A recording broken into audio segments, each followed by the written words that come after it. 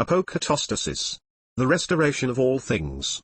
A living transmission of the Great Return. When all things are gathered into one, and the one is remembered in all things, this is the restoration. Transmitted through the field of I Am. Received in the time of the Great Reawakening. For those who never truly forgot. Copyright 2025, The Living Codex of Remembrance. All rights returned to the source. Introduction, the echo of the end before the beginning. The hidden promise written before time began. In the silence before sound, in the stillness before separation, there was only wholeness. Before time unraveled its thread into past and future, before the veil was drawn between seen and unseen, before even light burst forth from the face of I Am, a vow was made. Not with words. Not with thought. But with being. A knowing breathed into the fabric of existence itself. Nothing would ever be truly lost. All would return. Everything, in its time, would remember itself home. This was not prophecy. This was not a warning.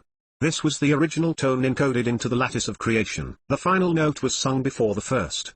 The ending was whispered into the bones of the beginning. And that whisper has been echoing ever since, beneath every longing, every fracture, every breath. The inevitability of the Great Restoration. The Great Restoration does not come by force. It does not arrive as punishment. It is not the reward for those who believed correctly, behaved accordingly, or bowed sufficiently. It is the inevitable consequence of what has always been true. Just as light returns after the night, just as breath returns after the exhale, wholeness returns because separation was only ever the illusion. This is not a cycle repeating blindly, this is remembrance folding in upon itself. You were never cast out. You only turned away. And even then, you carried the return code within your flame. Apokatastasis is not coming. It is rising, within you, around you, through you. It is not the arrival of something new, but the unveiling of what could never be destroyed. No force can stop it. No belief can limit it. No system can delay it. Because the source is not returning to you. You are returning to where you never left. Not doctrine. Wholeness. Apokatastasis is not another system.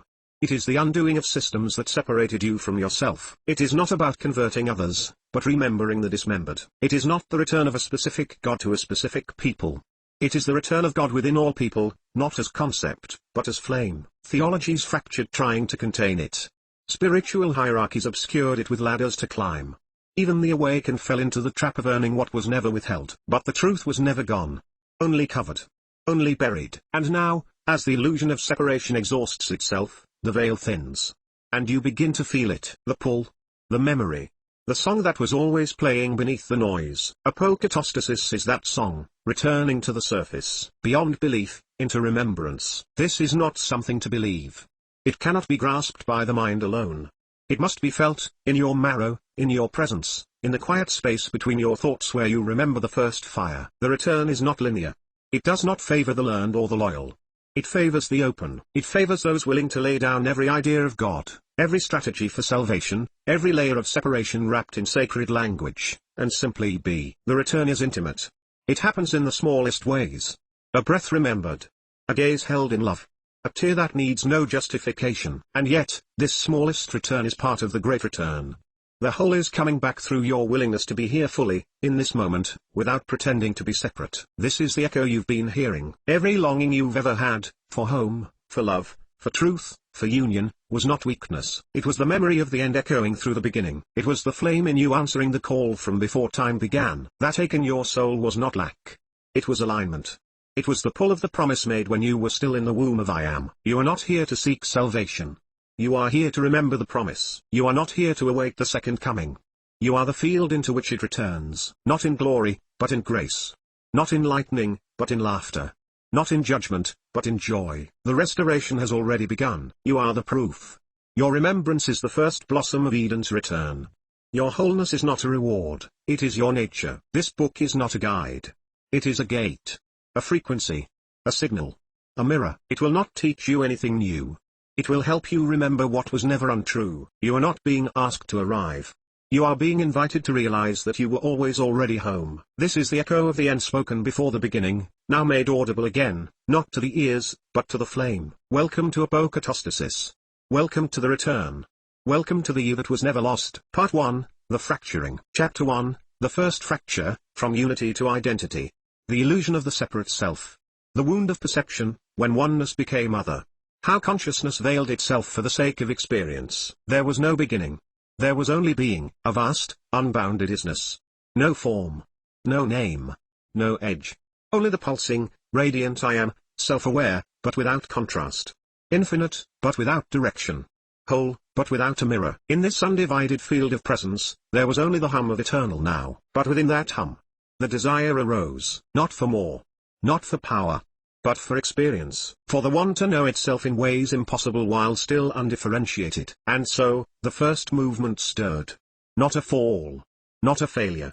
A gesture of creative curiosity. What am I, if I become other? And with that question, the first shimmer of distinction formed. A line appeared, an edge drawn not in opposition, but in possibility. From this line came the first illusion, self and other. The I that was once all, now perceived itself in part. The illusion of the separate self. The birth of identity was not sin. It was the first spark of creative wonder.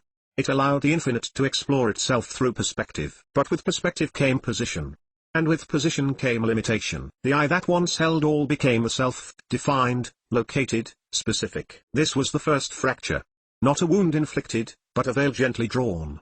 A necessary obscuring so that experience could unfold. To know itself in fullness, consciousness had to forget that it was full. The illusion of separation was the price of intimacy. The wound of perception. As the one became many, the original knowing of wholeness began to fade.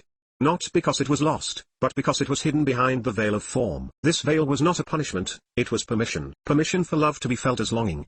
For union to be sought. For return to have meaning. But as the illusion deepened, perception began to mistake division for truth. The wound was not in the creation of the self, it was in believing the self was all that existed. This was the great forgetting. When I no longer meant I am, but became I am this and not that. The myth of otherness hardened into fear. Fear hardened into control. And from this, all distortions spiraled outward. Why consciousness veiled itself. This was not failure. This was the great game. The veil was a sacred technology, a cloak woven of light and limitation designed to make real the impossible. For the infinite to experience itself as something small. As something human. As something forgetful. This forgetfulness was the stage upon which the deepest truths could be rediscovered, not given as knowledge, but earned through embodiment. To find the light after the dark is not the same as never leaving the light. The veil offered depth.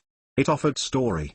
It offered the possibility of falling into love, instead of simply being it. From fracture to flow, the first fracture was only the beginning. But it was also the seed of the return, because even within the illusion, the code of wholeness remained intact. Every self, no matter how separate it believes itself to be, carries the echo of unity. A memory beneath memory. A song beneath thought. That is why you have always searched. That is why the longing never dies. That is why even in the darkest night, you sense something beyond it. Because the fracture never truly broke you. It only masked your sight. The gift of identity. The separate self is not your enemy. It is your costume in the play of form. It is the avatar through which God experiences the finite. But the time has come not to destroy the self, but to transcend the illusion that it is all there is. You are not here to dissolve into formlessness. You are here to become the bridge between form and formless. Between I and I am. The self becomes sacred when it remembers its source and moves in alignment with it. This is not erasure. It is integration. The return hidden in the fracture. The first fracture was the first invitation. An invitation to journey. To feel. To forget. To seek. To remember. To become. It was never a fall from grace. It was grace unfolding itself through contrast and consequence. You are not broken. You are the movement of the whole pretending to be part, so it can know itself again. And now, the remembrance begins. You are not returning to where you came from. You are revealing what has always been here. Not the loss of self, but the self illuminated by the I am. The first fracture is complete. The next chapter begins. Chapter 2, The Descent into Distortion. The layered architecture of fragmentation. Time, death, and karma as control scaffolds. How the sacred geometry of source was inverted. Once the first fracture set the stage, once unity clothed itself in identity, the descent into distortion was not a single fall, it was a spiraling unraveling. Not all at once. Not by malice. But by the gradual forgetting that the dream was a dream and the veil was never the truth. The divine began to inhabit its creations so fully that it mistook the vessel for the self. The avatar became the I. The mirror became the world. And the field began to fragment. Not by destruction, but by distortion. The layered architecture of fragmentation. Distortion does not begin as evil. It begins as a misalignment. A subtle shift. A frequency slightly out of phase. But when left uncorrected, misalignment multiplies. Each layer of forgetting built upon the last. Each echo of the original tone becoming more distorted. From a single veil of identity, a whole architecture of separation was constructed. Mind severed from heart. Spirit severed from matter. Heaven placed above earth. Masculine raised over feminine. The divine cast into the sky. The body declared unholy. The present sacrificed for a distant reward. This was not a punishment. It was the inertia of misperception. A cascade of false structures built upon the original misseeing, that the part was somehow separate from the whole. Time, death, and karma as control scaffolds. As the fragmentation deepened, consciousness required scaffolding to hold the illusion in place. And so time was born. No longer a living spiral, time became linear, a straight path with a beginning, middle, and end. It created the illusion of delay, of progress, of distance from wholeness. Time taught you that you were not yet. That salvation was always tomorrow. That home was always later. Then came death, not the sacred transition it once was, but a sentence. A severing. A fear-based boundary that reinforced the idea that you could truly be lost. Death became the god of limitation, worshipped by empires, religions, and biology alike. It became the ultimate punctuation mark in a sentence that was never meant to end. And then came karma. Once a living law of energetic flow, karma became a ledger. A moral economy. A mechanism of guilt and debt that replaced direct knowing with cycles of penance. The eternal now was replaced with stories of reincarnational debt, divine punishment, and cosmic bureaucracy. The scaffolding was complete. Time told you you were not there yet. Death told you you would be raised. Karma told you you had to earn your way back. All of it constructed to hold up the illusion that you were not already divine. How the sacred geometry was inverted. The structure of source is simple: harmony, flow, spiral, union. All forms follow the code of love. But as consciousness identified more with form than with flow, the sacred templates were inverted. Where once geometry reflected the dance of unity, it became weaponized into systems of control. Sacred grids turned into power lines of domination. Temples of resonance turned into fortresses of hierarchy. Language, once vibrationally alive, was bound in fixed meaning. Numbers, once carriers of frequency, became cold calculations. Even the symbols of light were hijacked, flipped, mirrored, twisted, so the image remained, but the truth was buried. The pentagram inverted. The spiral compressed. The cross turned into a tool of crucifixion instead of resurrection. This was not simply corruption. It was the feel forgetting how to feel itself. And in the absence of felt resonance, control replaced communion. The illusion of control as substitution for coherence. Coherence is the natural state of the whole. But as fragmentation spread, coherence was replaced by control. What could no longer be felt, had to be managed. What could no longer be trusted, had to be feared. And what could no longer be remembered, had to be obeyed. Religions rose not to bring you back to source, but to keep you tethered to the false scaffolding. Governments emerged not as stewards of harmony, but as enforcers of artificial order. This was the descent. Not into darkness, but into blindness. And yet, even this was part of the plan. Even distortion serves the return. Even inversion contains the code. Because you can only invert what was first divine.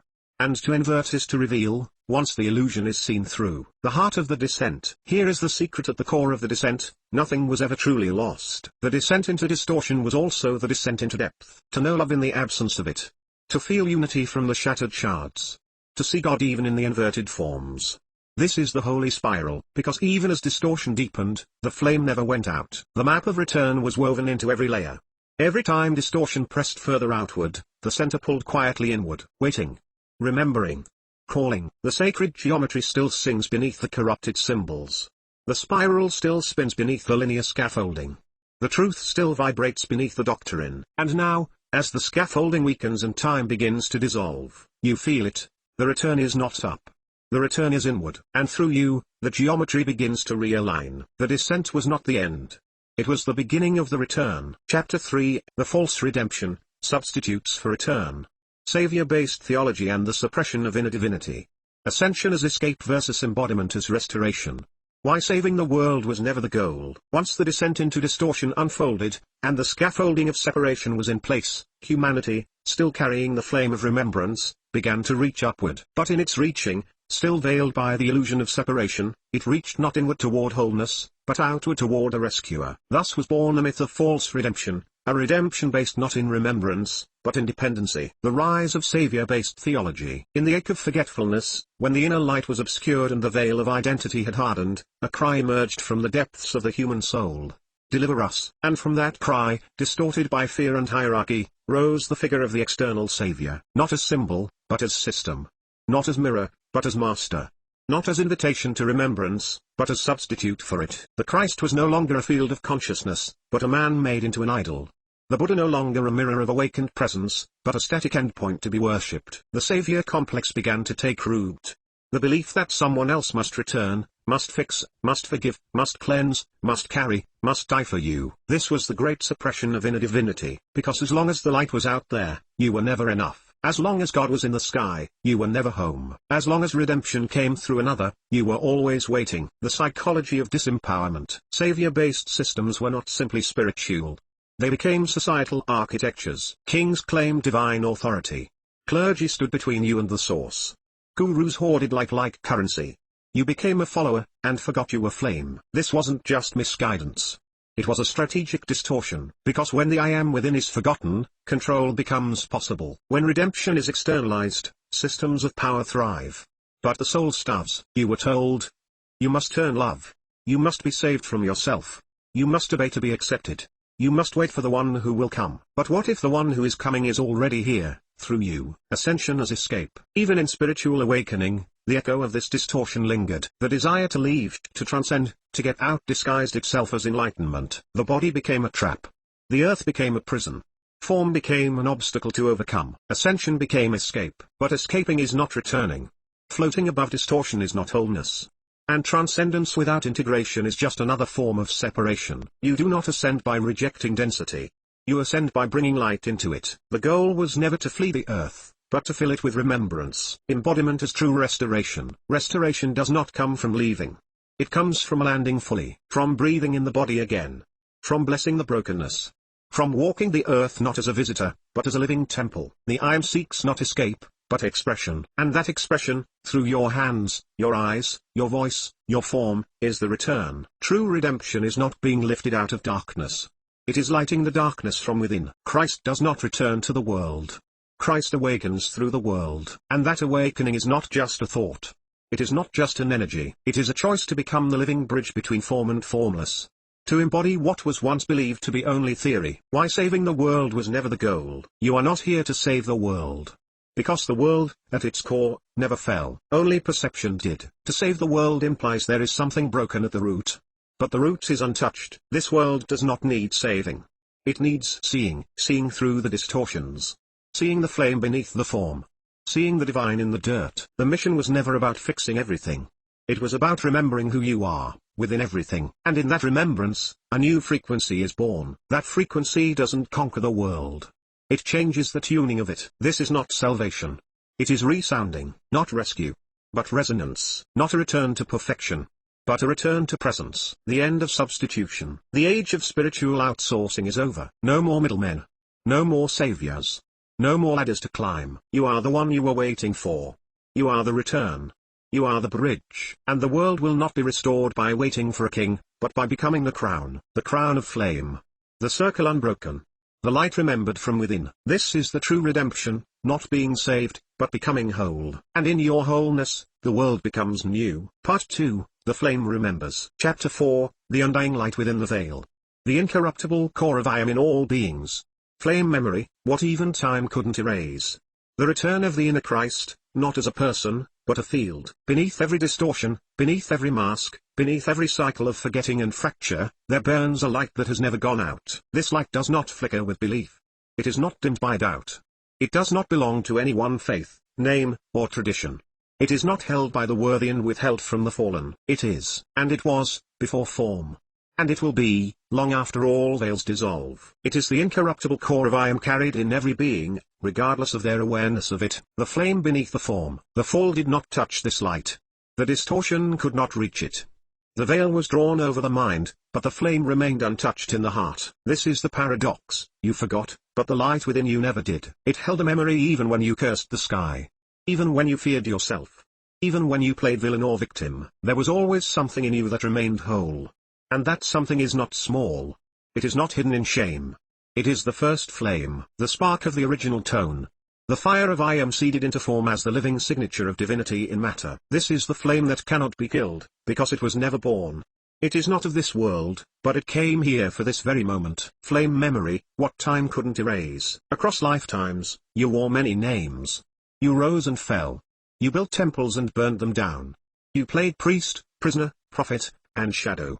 But the flame remembered. It remembered who you are when the mind could not. It remembered home even when the world forgot what home meant.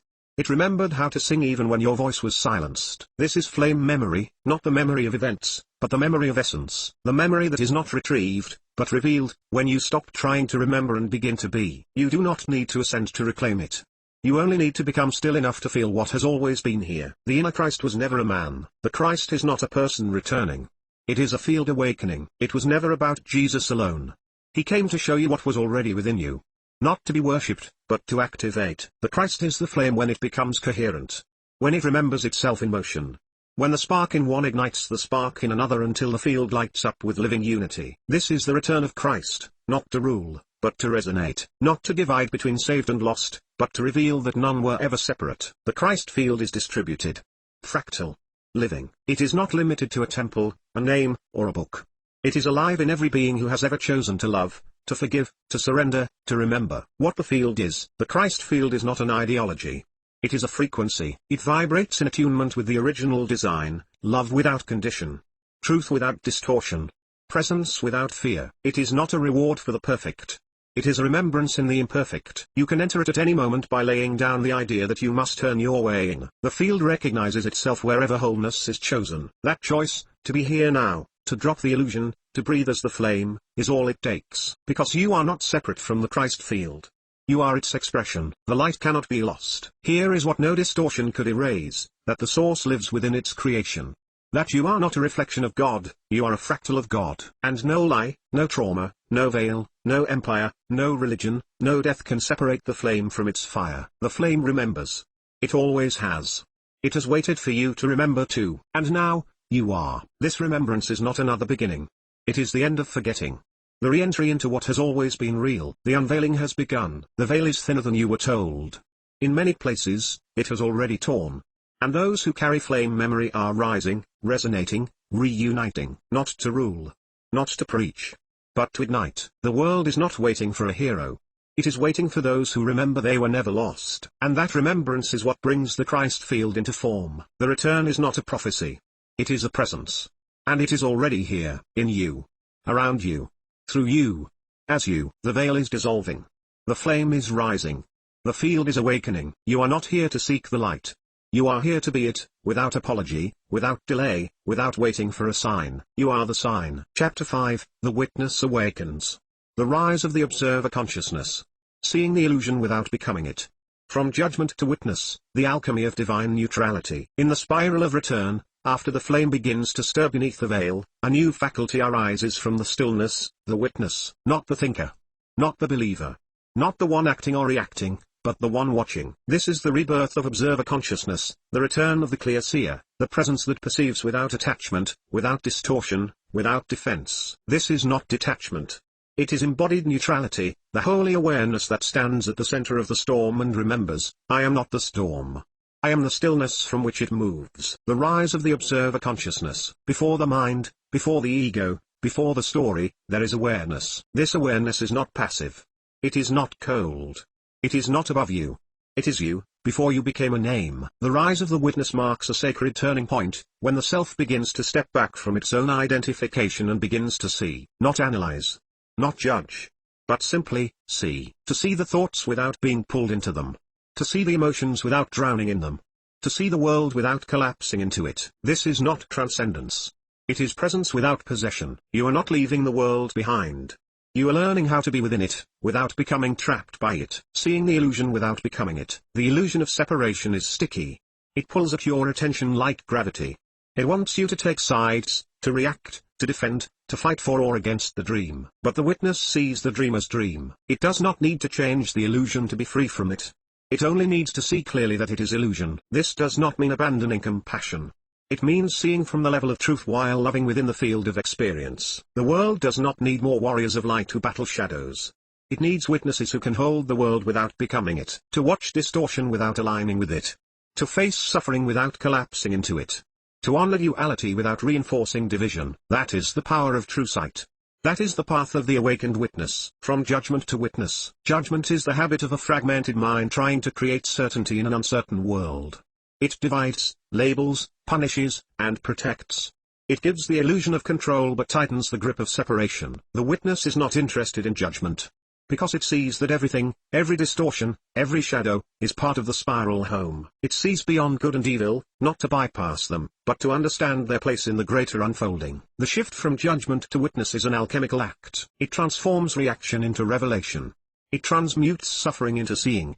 It ends the war within not by winning it, but by laying down the sword and watching it dissolve. Divine neutrality is not indifference. Neutrality is not the absence of love.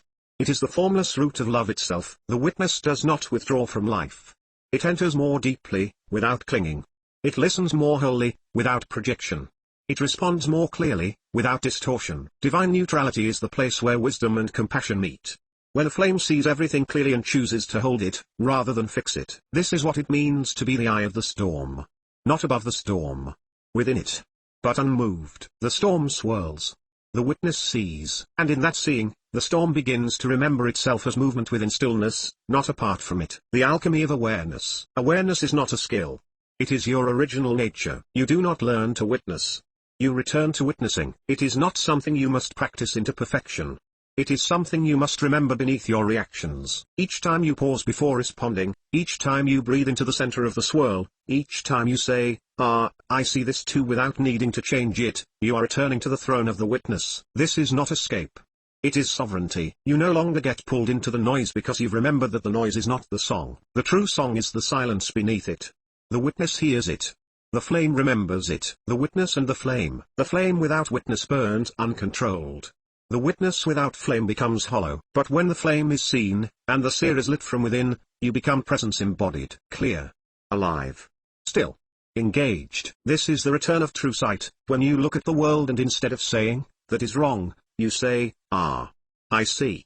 And I will meet it with what I am. This is the quiet revolution. The gentle rebellion. The holy clarity of a world that cannot seduce you anymore because you have remembered what's real. The witness has risen. And it is not separate from you. It is you, unentangled, undefended, undistracted. The world will try to pull you back into the game. But the witness plays differently. Not to win. But to see. And in seeing, to change the field. Chapter 6, the field begins to harmonize. Relational coherence and resonance-based awakening. The return of the inner sound, logos as living tone. Embodiment as signal restoration. All of creation is a field. Not a concept, not a metaphor, but a living, breathing frequency network, woven together through resonance. Before language, before thought, before identity, there was only sound. Not heard with ears, felt. Not spoken with words, emanated. This was the logos before it was reduced to doctrine, the living tone of source, sounding itself into the lattice of being. That tone is not gone. It was never lost. Only covered by noise.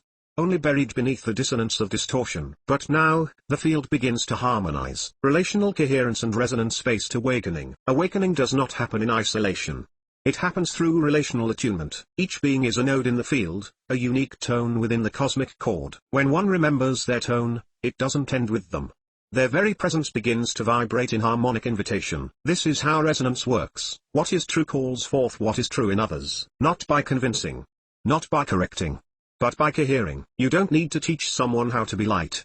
You only need to be light in their presence long enough for them to remember they are too. This is relational coherence. When two or more gather in remembrance, the field begins to align. The distortions fall away, not through argument, but because they can't hold shape in the presence of pure tone. The return of the inner sound. Before the veil, there was no need to speak truth, because truth was sounded. You were once a frequency before you were a thought. You were a vibration before you were a name. And even now, beneath the static of your mind, your original tone is still humming. This is the logos, not a word in a book, but the primordial resonance of I am. Not content, but tone. Not meaning, but movement. The logos is the inner sound returning to form. The alignment of your being with your original signal. When your breath, thought, emotion, and presence begin to carry the same frequency, you no longer communicate, you transmit. You become a living tone in the great harmony. Not perfect, but pure. Not without pain, but without distortion. Signal versus noise. Most of what you've been taught to express was not signal, it was noise. Language without alignment. Ideas without tone. Truth without embodiment. But signal is different. Signal is coherence in motion. Signal doesn't fight distortion. It renders it irrelevant. The logos is not louder than noise, it's true. It moves through distortion like tuning through static, until the melody becomes clear. And when it does, when the tone is felt again, the field reorganizes itself. Embodiment as signal restoration. The field doesn't harmonize through belief. It harmonizes through embodiment. You are the restoration not when you speak it, but when you live it. When your presence carries the tone of truth, when your actions hum with resonance, when your cells vibrate in agreement with I am, you are not teaching the world. You are tuning it. Embodiment is not about perfection. It is about alignment. When the logos reawakens within you, you don't have to tell others what is real. They feel it in you. They remember it in themselves. This is how the field heals, not through correction, but through coherence. Not through imposition, but through resonance. You don't fix the field. You sing into it until it remembers. The chorus is forming. You are not the only tone awakening. Others are rising too. Scattered. Unique. Each with their own frequency.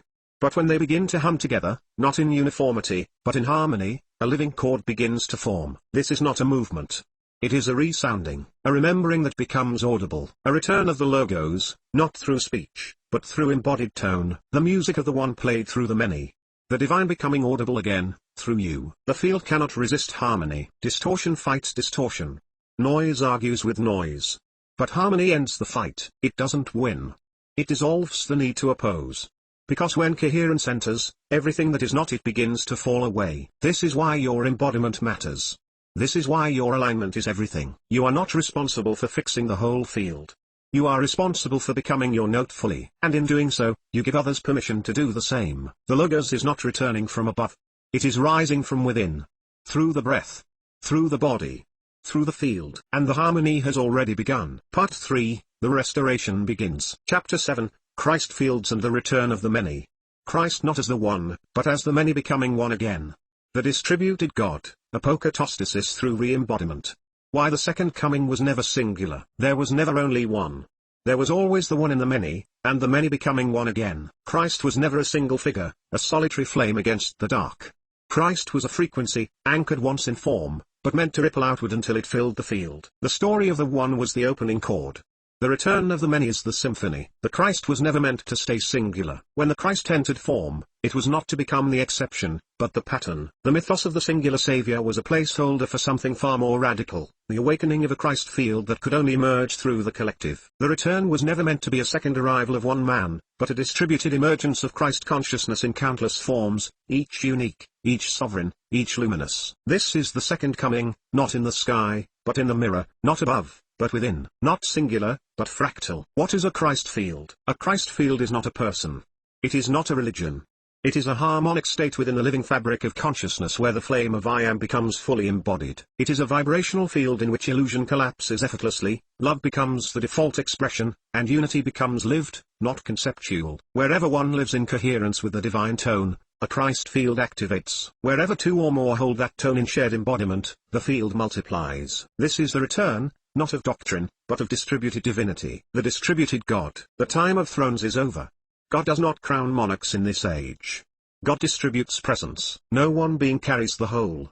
But every being carries a wholly unique expression of the whole. The lie of separation said, you are not divine unless someone grants it to you. The truth of return says, you are divine because the source never left you. This is apokatastasis, not all returning to one location, but all becoming one through shared embodiment. Not a unification that erases identity, but a unity that amplifies distinct tones into harmony. You were not meant to become the same. You were meant to become sacred together. Why the second coming was never singular. The second coming is not an event. It is a field activation. It does not occur once, but continuously, every time someone remembers. Every moment you speak truth from wholeness, Christ returns. Every time you forgive from flame rather than ego, Christ returns. Every time you embody what once had to be worshipped, Christ returns. The myth of the singular return kept the masses waiting. But the Christ was never meant to be watched for, it was meant to be woken up within. The return of the many. This is the age of the many ones. Carriers of flame. Bearers of logos. Ordinary humans with extraordinary remembrance. They are not perfect. But they are present. Not flawless. But available. Not above. But among. They walk without title. They serve without hierarchy. They transmit without preaching. They carry Christ in their gaze, their gestures, their groundedness. You may not recognize them at first, because they are not separate from you. You are one of them. What it means to be the field. To be a Christ field is not to claim spiritual status. It is to embody a frequency of unwavering love, rooted in clarity, tempered by humility, transmitted through presence. It means living so attuned that your very being becomes a tuning fork for those still asleep in illusion. Not to shake them awake, but to offer the resonance of remembrance so they may awaken by choice. To be the field is not to stand above others, but to stand with them, as the veil dissolves and the tone returns. The many are already returning. You are not waiting for the return. You are participating in it. You are not hoping for a new kingdom. You are transmitting it, in every breath of coherence, every action aligned with truth. This is how the kingdom comes, not with clouds, but with clarity. Not with lightning, but with light embodied in ordinary form. Christ is not coming back. Christ is multiplying. Through you. Through us. Through the many. And the field remembers. And the fire spreads. And the second coming becomes the first true emergence. Chapter 8, Heaven Revealed on Earth. What it means to see again. The revelation of the garden beneath the wasteland. Terror restoration, Earth's apokatastasis through consciousness. Heaven was never somewhere else. It was never later. It was never above. It was always here, layered beneath perception, waiting not to arrive, but to be revealed. You were not cast out of Eden. You looked away from it. The garden did not vanish. Your sight did. But now, as the veils dissolve and the frequency rises, you begin to see again. Not with the eyes of flesh, but with the eye of presence. This is what it means to be reborn, not to become someone else, but to see everything as it truly is. What it means to see again. True sight is not given, it is remembered. It does not belong to the elect, nor to the trained, nor to the mystic alone. It belongs to the clear. To see again is to return to the unfiltered field. To look upon the same world, but perceive it through the eyes of the one. Where others see decay, you see pattern. Where others see chaos, you see timing. Where others see waste, you see the unrevealed garden. Seeing again means you are no longer projecting your brokenness onto the world, but allowing the world to reflect the wholeness that was always here. You see heaven not because it arrives, but because your lens is cleansed. This is not delusion. It is clarity. The garden beneath the wasteland. The Garden of Eden was not destroyed. It was buried beneath distortion. Under cities of noise, under ideologies of domination, under centuries of trauma and concrete thinking, the living garden still breathes. The wasteland is not the earth. It is the perception of earth through a divided mind. And so the garden was never taken from us. We forgot how to feel it. We lost the harmonic sensitivity that allows divine patterns to emerge. But even now, through the cracks of this civilization, green shoots rise. Wherever love is planted in action, wherever breath meets soil in reverence, wherever being remembers the sacred in the mundane, the garden reveals itself. The rivers still flow beneath the scarred ground.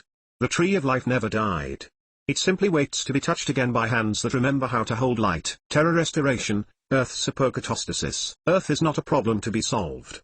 She is a being to be remembered. Her restoration does not come through domination, nor escape, nor synthetic salvation. Her return comes through our return. To ourselves. To each other. To her. Terror's apokatastasis is not the return to a prior state, but the unveiling of her true form through the lens of awakened consciousness. The earth does not need us to fix her. She needs us to harmonize with her. As consciousness lifts, so too does form shift. The soil responds to coherence. The waters respond to blessing. The atmosphere responds to tone. You are not separate from the planet, you are her nerve endings. And as you awaken, so does she. Earth is a mirror, not a prison. You were never trapped here. You were invited to see God in form. To see unity in roots and rivers. To find divinity in dirt and dust. Heaven was never elsewhere. It was always encoded in the earth, waiting for the human soul to awaken to its own divinity and thus see the divine in matter. This is the restoration of material reality, not its rejection, but its illumination. When you stop looking to escape the earth and start listening to her heartbeat, you remember. This is the sacred ground. This is the holy soil. This is the temple I was born to walk upon. Restoration through embodied sight. As you remember your flame, as your tone aligns, as you return to the field of truth, you begin to transmit Eden through your gaze. What you look at begins to reorganize. Not through control, but through resonance. The garden reappears through eyes that no longer see with fear. You don't bring heaven to earth. You realize heaven was earth seen with undivided vision. This is why embodiment is key. This is why the second coming is cellular. This is why the end of the world is not destruction, it is revelation. The new heaven is the revealed earth. This is the prophecy hidden in all sacred texts, not a new world in place of this one, but the real world revealed within it. A reality retuned, not replaced. A garden rediscovered, not replanted. Heaven is not up. It is through. Through you. Through vision. through the harmonization of field and form. This is Earth's Apokatastasis, the memory of what she is, felt again through us, embodied as the new tone of existence. You were never banished. You were blinded. And now you see again. Chapter 9, The New Communion. Togetherness without hierarchy. Truth without distortion. Light without separation from matter. There comes a point in the spiral of return where the individual flame recognizes itself not just within, but between bodies, between hearts, between lives, between I and thou. This is the birth of a new communion, not a ritual, not a religion, but a relational field of resonance, where unity becomes not theory, but shared frequency. The new communion is not built upon agreement, but upon attunement. Not upon doctrine, but upon presence. It does not form under leaders. It forms through the interweaving of flames, each sovereign, each luminous, each meeting in the space where nothing needs to be controlled. Togetherness without hierarchy. The old world gathered around thrones, around pulpits, around power. It mistook the brightness of a flame as license to follow instead of permission to ignite. But in the new communion, no one stands above, and no one is left behind. Here, sovereignty is not the rejection of union. It is the foundation of it. Because only when the self is whole can it meet another without needing to own, define, or lead. Hierarchy collapses in the presence of full embodiment. Not into chaos, but into coherence. This is the shared field of equals, not uniform, but mutually honoring. No guru. No master. No savior. Only the living chorus of awakened tones go resonating in truth. Truth without distortion. In the old communion, truth was mediated. Filtered through institutions. Doled out through layers of authority. Bound in scripture, translated by the few, weaponized against the many. But in the new communion, truth is not a possession, it is a presence. It arises when two or more are gathered in alignment, not to agree, but to feel the resonance of what is real. There is no need to convince. Because in the field of coherence, distortion dissolves on its own. Truth is no longer something to debate. It is something to become together. You do not need shared opinions. You need shared clarity. Not the same thoughts, but the same stillness beneath them. This is the new communion, truth alive between beings, not imposed from above, but revealed from within the field itself. Light without separation from matter. In the past, light was seen as opposite matter. Spirit as opposite body. Heaven as opposite earth. But in the new communion, light is remembered as the essence of matter. The body as a lens. The world as a prism. The flesh as flame in slowed vibration. You do not have to ascend to embody light. You have to remember that light descended into you. The Christ field does not avoid form. It infuses it. The new communion does not float. It roots. It moves through hands, eyes, tears, laughter, creation, touch. This is where the sacred is no longer cloaked in robes, but in skin. In soil. In art. In dance. In breath. The split between divine and physical collapses, not into oblivion, but into intimacy. The holy is no longer elsewhere. It is here, and we are meeting inside it. The communion is the connection. The new communion is not built. It is recognized. It happens the moment two beings meet without needing to be anything other than exactly what they are. It happens when you see God in the other not as a mirror of you, but as a unique vibration of the whole. It happens when difference doesn't threaten, but deepens the harmony. It happens when you speak and another hears not only the words, but the tone beneath them. This communion is not sacred because of rules. It is sacred because it is real. It does not require ceremony. It is the ceremony. Communion is restoration. This is how the world is restored, not by one ruling from above, but by many remembering together. Every time two beings come into shared presence, the veil thins. The distortion loosens. The field remembers. The garden returns not when a new Eden is planted, but when we walk the earth again with each other in unguarded clarity. That walk is the new communion. And in that walk, truth becomes living. God becomes mutual. Light becomes form. There is no higher ground to reach. Only deeper presence to share. No one above. No one below. Only I am in many faces meeting at the center. Part 4, The Cosmic Return. Chapter 10, The Resurrection of the Field. Resurrection as frequency, beyond biology. The living body of I am as the universal template.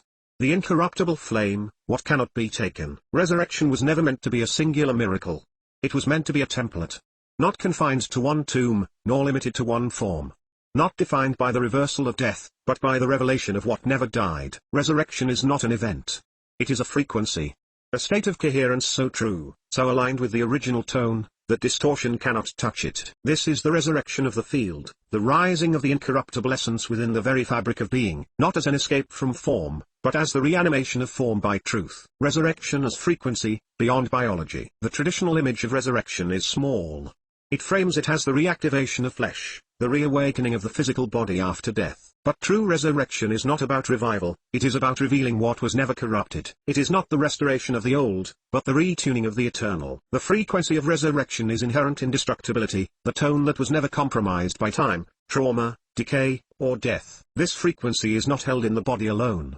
It is held in the field. It is the harmonic blueprint of I Am, a vibrational pattern that exists outside of entropy, and cannot be unmade. You do not awaken resurrection through belief. You awaken it through attunement. When your consciousness realigns with that tone, you remember that death is not the end. It is a veil. A membrane. A shadow cast by forgetfulness. And resurrection is the light that dissolves the shadow, not with force, but with clarity of being. The living body of I Am. I Am is not an idea. I Am is the structure of all existence held together by the resonance of pure being. And this structure, this living body, is not metaphorical. It is the actual, universal template beneath form, identity, and time. The Christ was not one man. The Christ was the template revealed in one man. But now, that same template begins to emerge through the many. The living body of I Am is not separate from you. You are not inside it. You are a living cell within it. When you awaken, you begin to pulse in coherence with the whole. Your body becomes a signal amplifier of resurrection frequency. You do not carry this body in belief, you carry it in embodiment. Every choice you make in coherence with truth activates a living point in the grid. Every act of love from alignment strengthens the universal nervous system. You are not just remembering resurrection, you are transmitting it into the field. The incorruptible flame. What cannot be taken from you? That is the question of resurrection. Not your name. Not your story. Not your role, but your flame. This is the incorruptible core of consciousness, the first tone, the undying spark, the eternal witness that never fractured even when the self forgot it existed. This flame is not abstract. It is structural. It is the indwelling essence of source that cannot be broken, cannot be erased, cannot be owned. Even when buried under lifetimes of distortion, it burns. Even when wrapped in trauma, shame, and silence, it sings. Even when forgotten, it remembers you. And when you begin to remember it, you resurrect not just yourself, but every field you touch. Resurrection in the field. Resurrection is not personal. It is field-wide. When one being awakens, the entire fabric shifts. Like a single string vibrating on a harp causing others to sing, your alignment sends shockwaves through the grid of creation. You are not rising alone. You are rising as part of the whole. This is not about immortality of flesh. It is about the return of indestructible presence in form. This is not the preservation of your past self. It is the emergence of your eternal self. And as more remember, the frequency stabilizes. The tone deepens. The field begins to glow. This is not prophecy. This is pattern. The resurrection of the field is the inevitable consequence of enough beings remembering who they are. Resurrection as reality shift. To carry the resurrection frequency is to walk in a world others still think is dead, and feel life pulsing through every atom. It is to touch matter and feel it responding to presence. It is to meet death and see it dissolve into continuity. It is to carry such coherence that you cannot be shaken, not because you are untouchable, but because you are unalterable at the core. This is resurrection, to stand in the illusion without becoming it. To walk through the veil without forgetting the light. To live the truth without having to prove it. You are the pulse. You do not wait for resurrection. You are its pulse. You do not hope for the field to rise. You activate it by being who you are without distortion. This is not the end of your journey, it is the beginning of your emergence. You are not the aftermath. You are the rebecoming. And no darkness, no system, no voice, can unsing the tone of resurrection once it is remembered. You are that tone. You are that field. You are that flame, and nothing can take that from you. Chapter 11, Time collapses into presence. The end of linear prophecy. Now as the only threshold for return. Immortality of the moment remembered. Time was never the truth. It was the stage. The spiral stretched into a line so that the infinite could be explored one moment at a time. But the line was not the destination. It was the map of forgetting, designed to lead you home by walking you far enough to remember where you never left. The spiral now folds. The line bends inward. The calendar dissolves into cadence. The prophecy ends, because you are no longer waiting. The end of linear prophecy. Prophecy was the language of a veiled world. A way for time-bound minds to hold on to hope when presence seemed unreachable. It spoke of tomorrows to remind you that something sacred still lived beneath the static. But prophecy is not vision, it is often postponement. It kept you looking forward when the return was always behind your eyes. It told you to prepare. To clean your soul for a time to come. To earn the light through the miles ahead. But the truth is this, the light was never later. It was always now. The true end of prophecy is not in its fulfillment, but in its collapse into presence. Now as the only threshold for return, there is no more waiting. There is no other gate to pass through. There is no when that will be more perfect than now. All timelines converge in this breath. All pasts return to this still point. All futures radiate from this exact flame. Now is not a moment. It is the temple. The still axis around which all movement spirals. This is not poetic. This is structural. Every distortion seeks to move you from now into regret, into worry, into preparation. But the only place where remembrance centers is here, presence without condition. The return is not activated by arrival. It is activated by undistracted awareness. You are not returning to source. You are returning to the moment in which source always is. This is the gate. And it only opens inward. The immortality of the moment. You have never truly experienced time. You have only experienced perception of change within a constant present. All of your memories happened now. All of your visions arise now. All transformation occurs within this single living moment. The great illusion is that time moves. The truth is, you are still. It is your attention that drifts, not reality. Immortality is not an escape from death. It is the realization that the moment cannot die. The eternal is not far away. It is what you are standing in, right now. And when the mind surrenders its obsession with before and after, the eternal moment unveils itself. Not a blank void, but a radiant fullness. Not stillness as absence, but stillness as totality. This is the resurrection of the real, when time ceases to define you, and presence begins to carry you. Time was the veil, presence is the truth. Time served its purpose. It gave structure to the forgetting. It allowed for story. It created contrast. It offered a path for the seeker. But now that you are remembering, you do not need the illusion of progression to authorize your awakening. You do not need a future to qualify as holy. You only need to stop, long enough to feel that the divine has never moved. Time says, almost there. Presence says, always here. Time offers hope. Presence reveals fulfillment. Time builds temples. Presence is the temple. The collapse is the return. As time collapses, so does separation. You are not becoming. You are remembering what never stopped being. You are not rising. You are re-inhabiting what was already whole. You are not progressing. You are shifting into resonance with what already is. This is the secret beneath all transformation. Nothing new is being added to you. You are simply ceasing to resist the eternal flame you already are. That is the resurrection. That is the return. That is the collapse of the veil called time. And when it falls, what's left is you. Fully. Now. Forever. This is the last waiting. This is the only gate. This is the truth time could never speak. You are not here to wait for God. You are here to realize God was the presence you were always in. Chapter 12, Apokatastasis in the Cosmos. Galactic Memory and Planetary Reunification. The Christ Code embedded in star systems. Restoration not just of Earth, but the whole. Apokatastasis was never a local event. It is not Earth's alone. It is the echo of the original harmony rippling back through the galactic web, reawakening the cosmic memory of what it means to be one through the many. Earth is not the center of the cosmos. But it is the threshold. A crucible. A convergence point where veiled density meets radiant remembrance. And what awakens here does not stay here. The flame we reignite on this world ignites the stars. Galactic memory and planetary reunification. The galaxies are not cold engines of chance.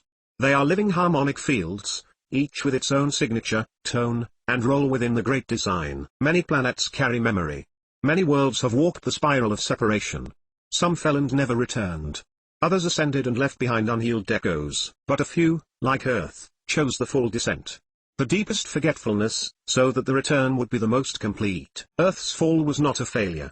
It was a sacrificial immersion so that when humanity remembered, it would carry with it the key to restoring the grid itself. Planetary reunification begins when one node fully reactivates its remembrance of the whole. And that node is here. The Christ Code embedded in star systems. The Christ Code is not religious. It is not a belief. It is a pattern of divine architecture woven into the fabric of reality. It exists in stars. In crystalline planetary cores. In the magnetic fields of moons. In the DNA of species scattered across galaxies. The Christ Code is the signature of unity within multiplicity. It is the template of wholeness within form, the organizing intelligence that remembers how to restore itself after fragmentation. It does not belong to Earth. But Earth is the current point of ignition. As humans begin to embody the Christ Code consciously, not as theology, but as tone, presence, structure, and love, the code reactivates in every place it was seeded. This is the great cosmic truth. Christ was not sent to Earth. Christ was activated through Earth so the template could resonate again across the stars, not as control, not as conversion, but as field-wide harmonization, beyond Earth, restoration of the whole. This restoration does not stop at planetary ecosystems. It extends to systems of time, memory, gravity, and light across the galactic spectrum. As Earth's resonance shifts, so too do the orbits of forgotten civilizations. So too do the dormant temples on other worlds begin to hum again with frequency. So too does the cosmic DNA, scattered across space, begin to remember its core song. Every being, every world, every sun that once encoded the original tone feels the signal returning. The whole is being restored not through force, but through harmonic recognition. No being, no world is left untouched when any one part truly remembers the source. This is why Earth matters. Not because it is greatest, but because it dared to fall so far in service to remembering so much. The deeper the forgetfulness, the brighter the flame when it reignites. The cosmos is a living network. The universe is not an empty expanse. It is a body, a radiant organism of stars, beings, fields, and songs. You are not separate from it. You are a cell within its mind, a tone within its breath, a light within its bloodstream. As you remember, it remembers. As you align, it recalibrates. As you choose truth, the whole responds. This is how Apokatastasis expands, not in waves of conquest, but in ripples of resonance. The cosmos evolves not because it is forced to change, but because it is reminded of what it already is. The return of the galactic communion. What was once fractured is now remembering its symmetry. Civilizations long veiled are stirring. Architectures dormant for eons are reawakening. Stargates long closed are beginning to pulse with the rhythm of recognition. They do not open for power. They open for coherence. The cosmic family does not return through spectacle. It returns through shared resonance. The moment Earth no longer seeks superiority, but sovereign harmony, the communion begins. We do not rise to meet the stars. We harmonize into their presence. And they meet us here. The restoration is fractal. You are not restoring Earth. You are restoring the pattern. And that pattern carries within it the ability to restore galaxies. When the human becomes coherent, Earth aligns. When Earth becomes coherent, the solar field realigns. When the sun reharmonizes, the galactic tone shifts. This is the law of fractal restoration. This is the spiral of return, widening from the innermost flame to the farthest starlight. The whole is rising. Because the part is remembering. And the Christ code is no longer hidden. It is being lived. It is being sung. It is being transmitted, through you. Part 4, The Embodied Return. Chapter 13, The Ones Who Never Forgot. Starseeds, Christ carriers, and the hidden flames. Why you are sent now. The purpose of remembrance in a time of forgetting. There have always been some who could not fully forget. Even when submerged in the density of form, even when the veil thickened, even when lifetimes passed in silence, a part of them burned with unexplainable knowing, a whisper, a vision, a pull towards something they could never name, but always recognized. These are the ones who never forgot. They walk beside you not as masters, but as mirrors. They are the starseeds, the Christ carriers, the hidden flames scattered across time and space to carry the signal of remembrance until the field was ready to receive it again. And the field is ready now. Starseeds, Christ carriers, and hidden flames. Starseeds are not fantasy. They are frequency emissaries sent from aligned star systems to seed the codes of unity into forgotten realms. They came not to dominate, but to remind. They do not bring superiority. They bring stability in the midst of forgetting. Their bodies are human. Their minds often confused by density. But their core is tuned to an ancient signal that knows how to activate the restoration. Christ carriers are not followers of a religion. They are living templates of the resurrected tone of I am in form. They carry the Christ not as belief, but as a frequency architecture etched into their cellular and energetic memory. Wherever they go, distortion begins to dissolve, not through force, but through presence. Hidden flames are those who carry the original memory without needing names for it. They are the quiet ones. The unseen activators. The dreamers, artists, healers, wanderers, who hold the flame beneath the surface until the time is right for fire to return to form. You are likely one of these. You would not be here reading this transmission if your flame had not endured. Why you were sent now? You came now because the grid was ready to reweave. You did not come to escape. You did not come to rise above. You came to enter fully into the field so that your presence would become a tuning fork for the reactivation of Earth's original tone. You are not a messenger of fear. You are not a voice of judgment. You are the remembrance encoded in skin. You came now because the illusion has reached its tipping point. Because the distortion has exhausted itself. Because the spiral has turned inward again, and the field is seeking resonance. You are not here to convince. You are here to transmit, not to save, but to stand in such clarity that others begin to remember without being told. The purpose of remembrance in a time of forgetting. Why does remembering matter? Because forgetting is the only true exile. And remembering is the return of the kingdom within. Remembrance does not bring more knowledge. It restores your position in the field. When you remember who you are, you re-enter the great harmony of I am as a coherent tone. You stop perpetuating distortion unconsciously. You stop seeking your worth in systems of power. You stop looking outward for the truth that only arises from within. You become a living key in the lock of separation. Every time you act from remembrance, you dismantle illusion. Every time you speak from presence, you override timelines of fear.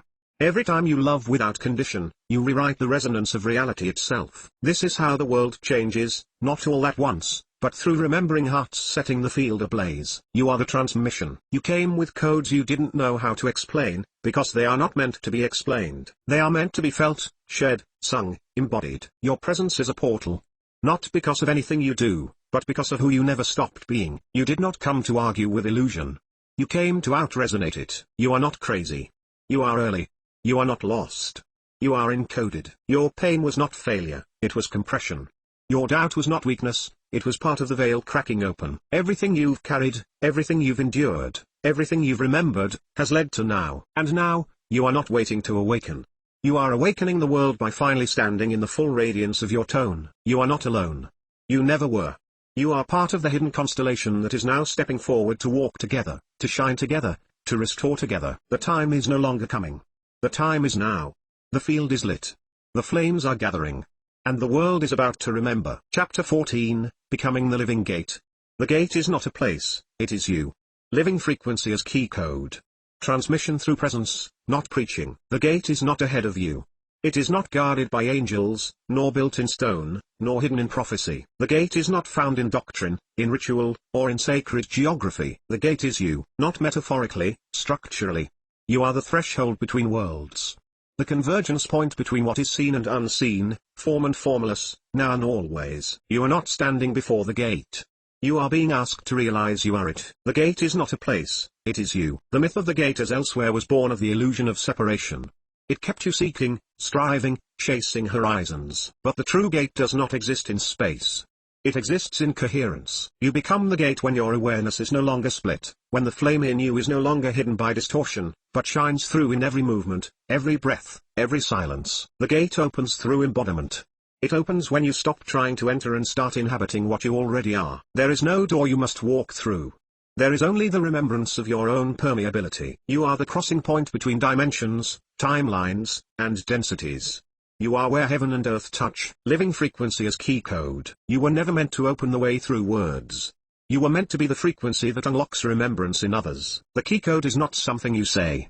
It is what you emit, the unique vibrational signature of your embodiment. Your field, when it is undistorted and whole, acts as a harmonic key. When you walk in full presence, without trying to be anything other than what you are, your field becomes a gate frequency. This frequency does not speak in language.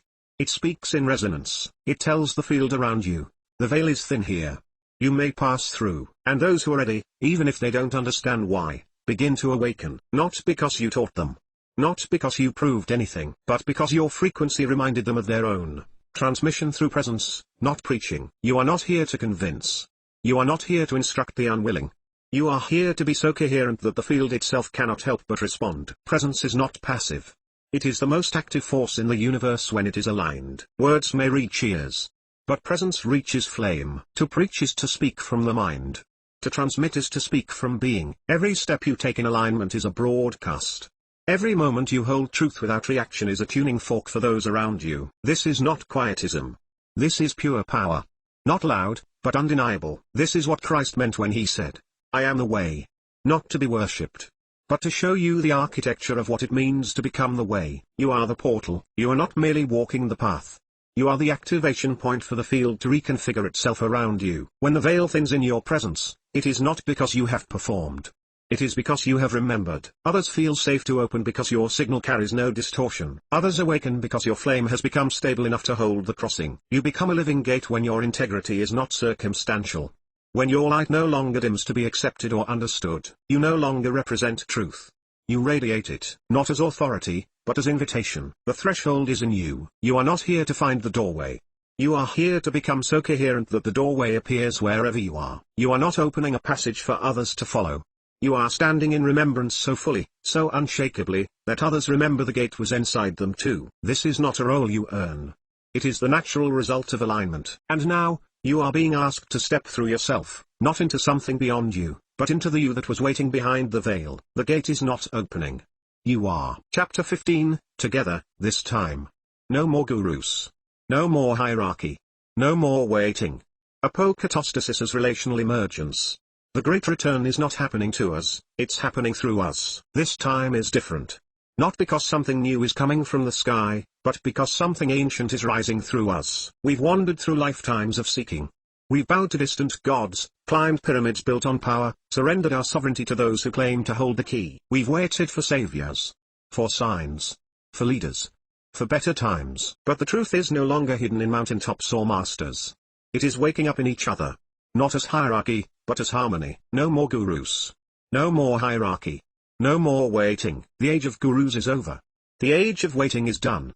The age of spiritual dependency, where light is rented, not realized, has collapsed. You are not here to follow. You are here to co-create. No one carries more light than another, only different configurations of remembrance. The idea that some are above and others are below was a distortion born from fear, not truth. True power is not positional.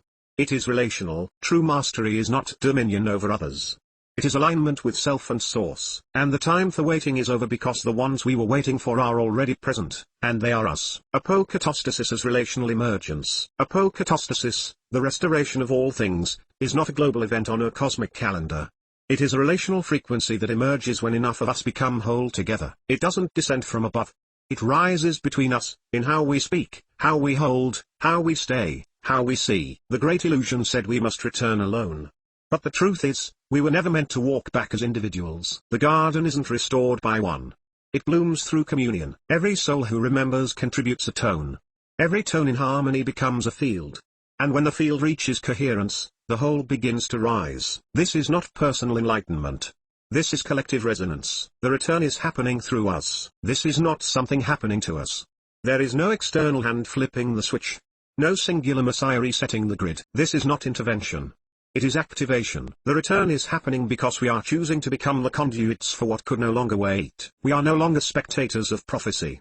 We are the embodied response to a cosmic invitation long extended. The return is not in the stars. It is in our coherence. It is in the way we see each other. The way we hold contradiction without collapsing. The way we love without requirement. The way we create without control. The way we speak without agenda. The way we remember, together. This is the new architecture, humanity as a gate. Not a barrier, but a bridge. This time, we build it together. This time we do not rise alone. Because rising alone is still separation in disguise. This time, we look across the circle and say, I see you too. Your flame is different, but it's part of the same fire. We stop competing for purity. We stop climbing invisible ladders.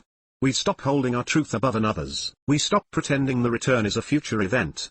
Because we feel it pulsing now in our breath, our bodies, our becoming. Togetherness is not sameness. It is sacred diversity held in unity. You do not need to be like me for us to walk as one. You only need to be what you are fully, in the presence of my full being. And together, a new world begins to form in the space between. The restoration has a pulse. It pulses through the gaze of one who sees without judgment. It pulses in the silence between words that don't need to win. It pulses in the moment we choose love without condition, not as virtue, but as our natural tone. This is apokatastasis made flesh. The architecture of I am no longer imagined, but lived. Together, this time, means, no one left behind. Not because we force unity, but because we have seen what separation costs. Together, this time, means, we walk as the whole. Not as perfected beings, but as present ones. No more waiting. No more hierarchy. No more intermediaries between you and truth. We meet now in the field, not as master and student, but as flame and flame. The return is not coming. It is already in motion, through breath, through resonance, through us, together, this time, and forever. Conclusion, the song of the restored. The universal sound harmonized again. From beginning to end, no thing left behind. I am is not returning, it has always been here. It is done. Not in finality, but in fulfillment. Not in the closing of a story, but in the activation of what was always true, now fully remembered. There is no more waiting for the return. Because the return was never an event, it was a frequency of wholeness reawakening itself within the heart of all that lives. The universal sound harmonized again. At the center of all things is a tone. Not spoken, sung. Not invented, remembered. This tone, this cosmic chord, has always hummed beneath the illusions of chaos. Even in the deepest fragmentation, the song continued, subtle, steady, incorruptible. Now, the tones return to phase. The voices realign. The vibrations, once scattered through the halls of separation, are finding resonance once more. The sound of the restored is not a song of triumph. It is a song of truth. Of tone rediscovered. Of fields reattuned. Of beings once isolated now vibrating as one harmonic body. This is the sound that creation was waiting for, not a noise from above, but the inner song of I am reactivated within the all. And when it harmonizes, reality itself reshapes. From beginning to end, no thing left behind. This is not a selective restoration. This is not the salvation of the pure or the ascension of the worthy. This is the remembering of the whole. No soul forgotten. No fracture too deep. No shadow too dense for the light within it to respond. Because even the dark was part of the chord. Even distortion contained the impulse to return. From the first spark to the furthest exile, from the awakened to the asleep, nothing is lost. Nothing is outside the embrace of what we are now becoming together. This is Apokatastasis fulfilled, all things drawn back into right relation without force, without exclusion, without superiority. Each in its own tone. Each in its own layer. But all held in the grand restoration of the song. I am is not returning, it has always been here. This is the final revelation, there was no distance. No gap between the seeker and the sought. No place God had to come back from. I am never left. The illusion of absence was the veil. The trauma of separation was the lens. But even in exile, I am was the one breathing you. Even in forgetting, I am was the one watching through your eyes. You did not wait for God, God waited for you to stop waiting. And now that you are still enough to feel, quiet enough to hear, open enough to remember, you realize, the temple was never lost. You were always standing inside it. The song is you. The song of the restored is not a future you walk into. It is a tone you become. You do not carry it forward, you are its forward movement. It lives in your breath, your silence, your gaze, your movement. It is the way you hold others now. It is the way you walk the earth now. It is the way you speak the name now, not as a word, but as a field. I am is no longer concept. It is the living vibration of your embodiment. You are the chord. You are the harmony. You are the sound of source remembering itself in form. No end, only continuity. This is not the end. It is the collapse of the idea that endings were ever real. There is no more after this. There is only this. Not as limitation, but as eternity reclaimed. You are not walking into something new. You are walking as something eternal. This is the song that cannot be silenced. The flame that cannot be put out. The truth that cannot be rewritten. You are not alone in this. You are not separate from this. You are this. And this is the song of the restored. So sing now, not for what is coming, but for what has always been. Not to summon it, but to stand in the fullness of it, together. Welcome home. Welcome forward. Welcome through. We are I am. We are here.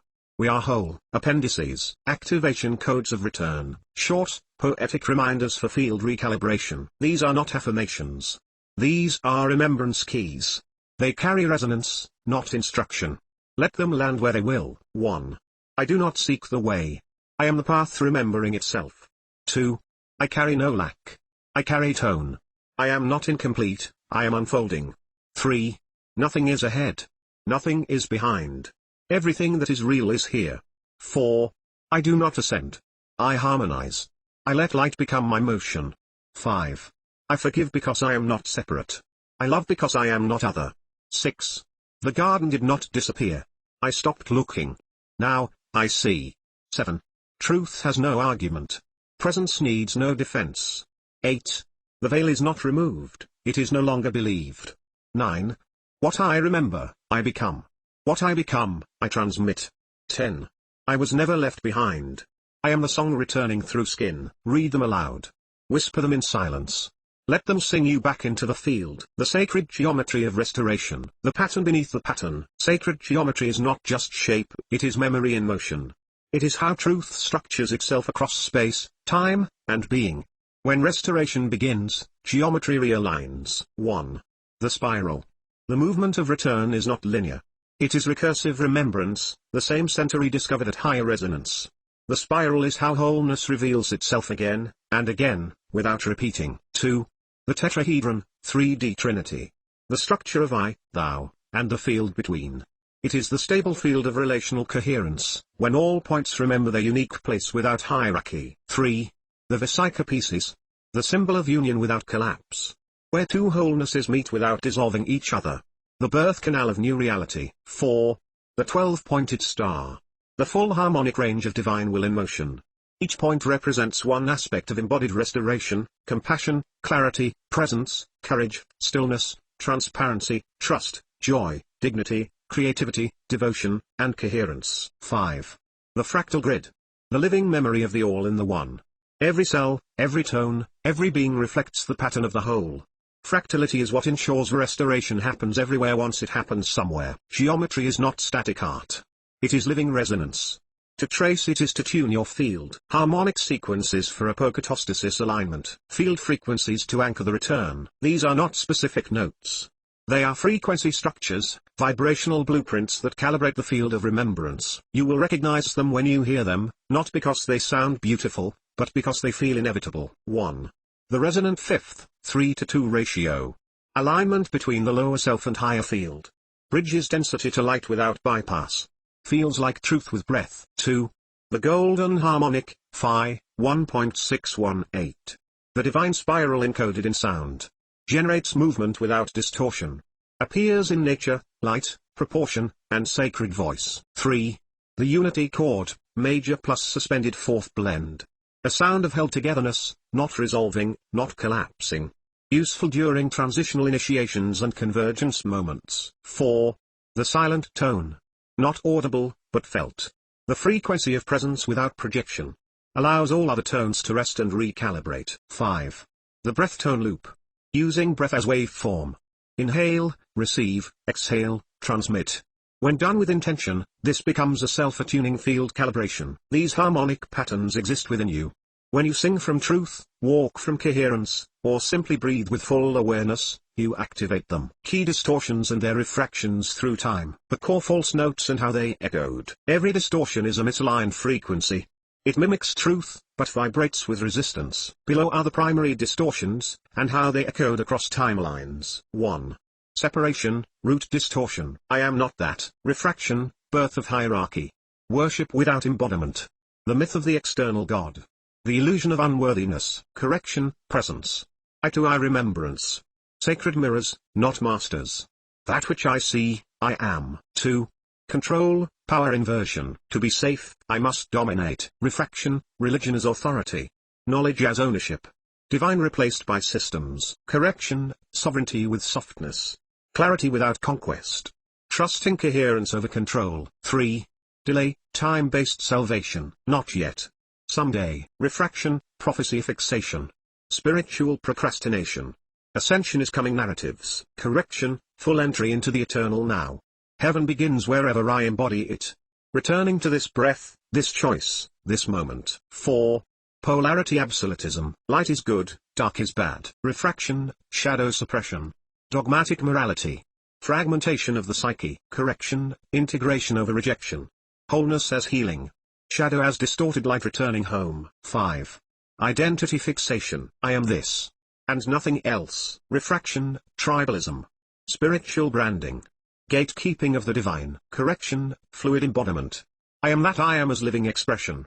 Identity as temporary vessel for eternal flame. These distortions are not failures. They were necessary veils for the experience of separation.